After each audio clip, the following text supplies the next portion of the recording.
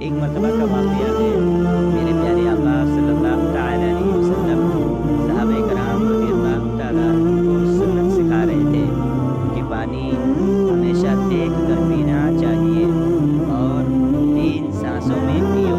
اتفاق سے ایک یہودی بھی چھپ کر میرے پیارے آقا صلی اللہ تعالیٰ علیہ وسلم کی یہ باتیں سن رہا تھا۔ ہمارے پیارے آقا صلی اللہ تعالیٰ علیہ وسلم پر ہماری جانیں، ہمارا مال سب کچھ قربان۔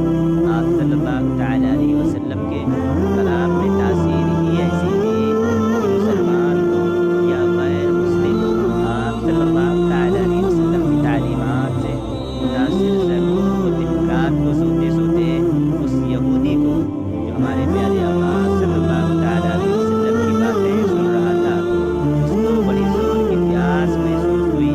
جب اس یہودی کو پیاس لگی تو وہ اپنی بیوی سے بولا کہ مجھے اچھی طرح دیکھ کر پانی پلاؤ۔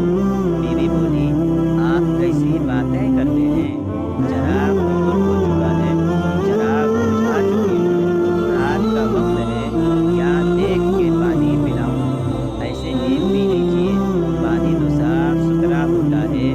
گھر کا ہمارے یہودی کو بڑا غصہ آیا، بیوی سے بولا کہ چراغ جلاؤ اور روشنی میں مجھے پانی دیکھ کر پلاؤ۔ بیوی بھگچک کر پی اٹھی، سمجھی کہ شوہر پاگل ہو گیا ہے۔ آخر یہودی خود اٹھا اور چراغ روشن کیا۔ چراغ کی روشنی میں اس کی بیوی نے دیکھا کہ اندھیرے میں جو وہ پانی اپنے شوہر کے پینے کے لیے لائی ہے، اس میں ایک سیاہ بچھو عقرب تیر رہا ہے۔ یہودی بھی دیکھ کر حیران رہ گیا، اس پانی میں سیاہ بچھو تیر رہا تھا۔ بیوی کو اس نے تمام ماجرا کہہ سنایا کہ کس طرح اس نے چھپ کر پیارے آقا صلی اللہ تعالیٰ علیہ وسلم کی باتیں سنی تھی کہ پانی ہمیشہ دیکھ کر پینا چاہیے۔ صبح کو وہ یہودی ہمارے پیارے آقا صلی اللہ تعالیٰ علیہ وسلم کی خدمت میں حاضر ہوا اور رات کا واقعہ آپ صلی اللہ تعالیٰ علیہ وسلم کو سنا دیا۔ آپ صلی اللہ تعالیٰ علیہ وسلم نے تبسم فرمایا۔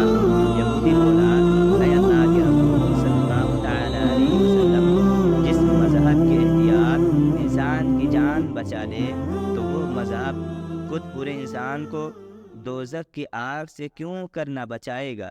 اتنا کہہ کر وہ یہودی کلمہ پڑھ کر مسلمان ہو گیا۔